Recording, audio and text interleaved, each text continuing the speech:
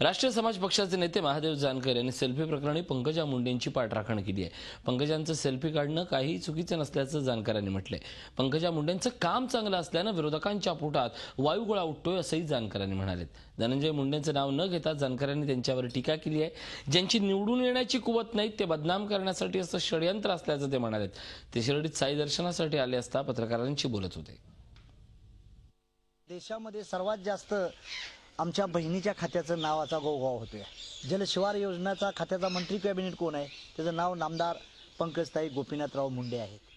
तिचा आदर्श राजस्थाननं घेतला, तिच्या खात्याचा कर्नाटकानं घेतला। माझं एवढंच म्हणणं आहे की पंकजाताईबद्दल काही विरोधी पक्षाची लोकांना पोटात वायुगोळा होतो तशातला प्रकार झालेला आहे। त्यांची कुवत जिंकून यायची नाही, पडायची आहे।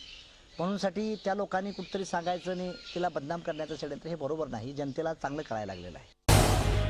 झी 24 तास रहा एक पाऊल पुढे।